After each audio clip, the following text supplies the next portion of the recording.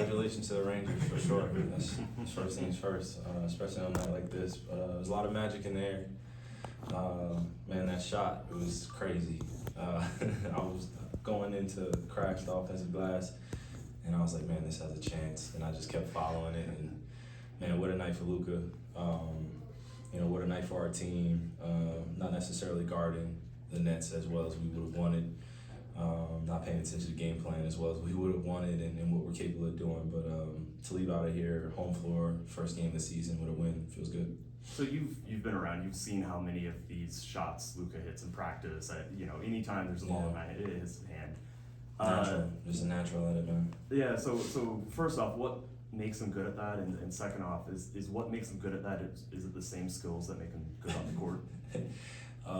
Man, I think a lot of practice, a lot of freelancing in his time, playing horse, and just being a kid and trying every shot possible and having that self-confidence, man. He takes some crazy shots in practice, makes them, so it's definitely part of his skill. And it's got to be some sort of like hand-eye coordination, reflexes, all that stuff. The same stuff that maybe makes it good. Hey man, it's a make or miss league, so sometimes you're gonna make them and sometimes you're gonna miss them. But tonight, I'm grateful that it went our way because we were definitely in a nail biter against this team. How did being in a home opener here at the AAC kind of compare, and how was that kind of being part of this team from the beginning of the season? It felt amazing. I tried my best to be present and keep a seriousness about myself just to get ready. For me, getting my legs underneath me, it's my third game.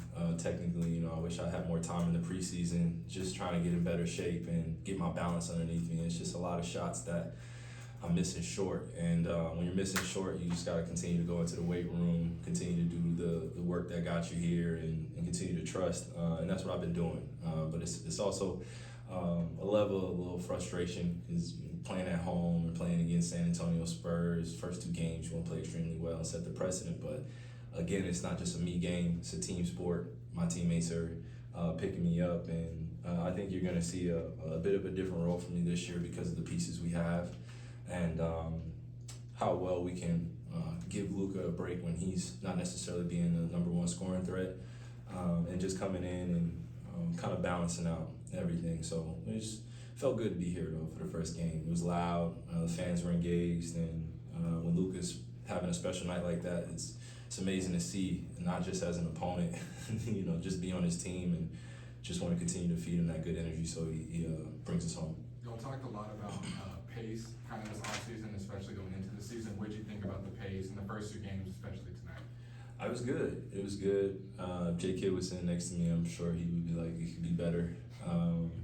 And he's absolutely right. There are going to be times throughout the game where we can push and pick up our pace, and other times where we're going to have to become a half-court team and really make teams guard us. And, that 1-3 pick and roll, we haven't necessarily gone to it, me and Luka. And those are reps that we still got to put in. But I feel good about just how we're gelling and how we're picking each other up. And obviously our roles moving forward throughout the season, too, will still be defined. So just take it one game at a time, but it's good to feel. It's good to be 2-0 to start the season. Can you talk about the emotional playing your first game against the Nets? You said what? Can you talk about the emotional playing your first game against the Nets? It's just another game, man, to be honest with you.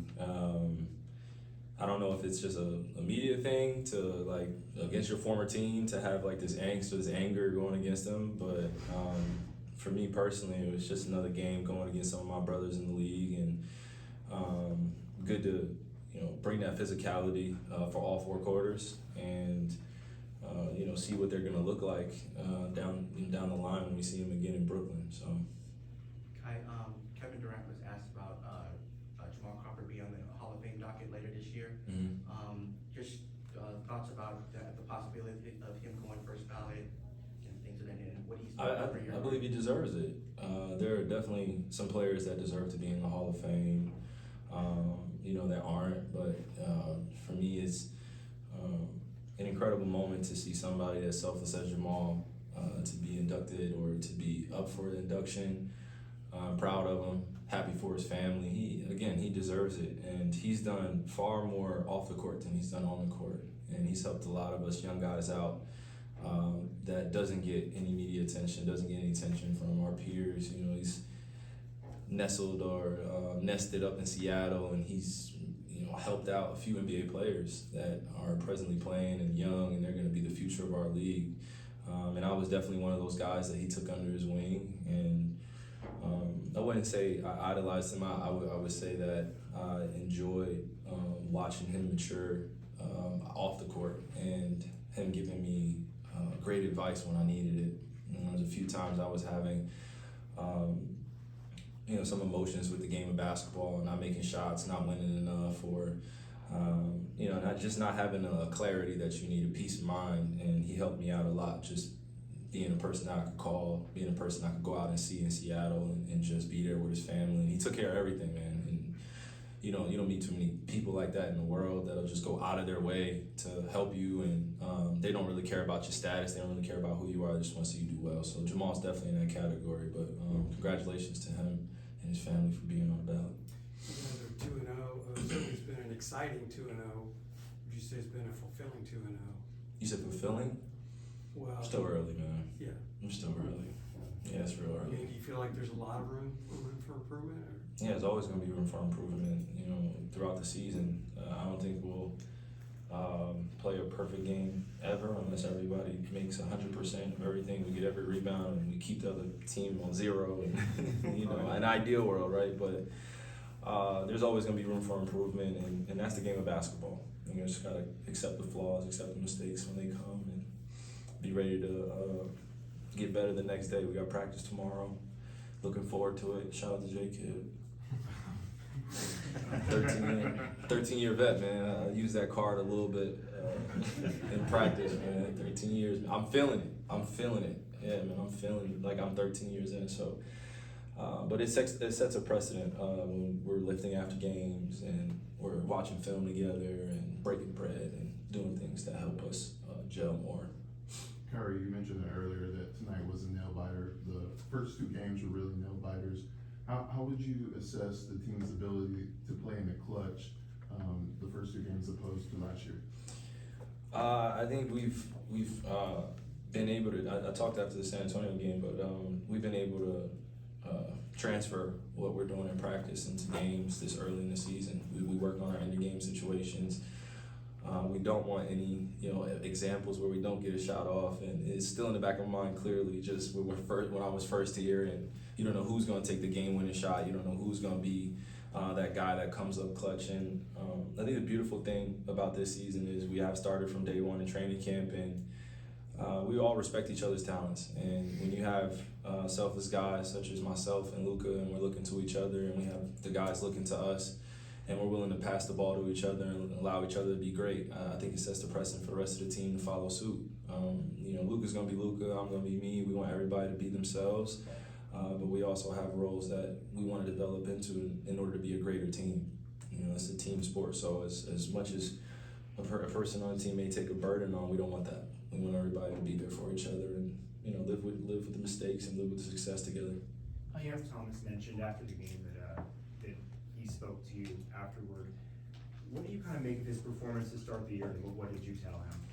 It's nothing new for me. I've been seeing it in practice for quite a while now, just getting reps with him and just telling him to stay patient and wait for his time, but also when he gets in, take advantage of the opportunity, which I feel like he's doing. It was good to see him start, 12 for 19, 30 points. He's up there with the league leaders in average already, but if you look at some of the games that he had last year, it makes you wonder, why isn't he playing more? Why isn't his role a little bit bigger?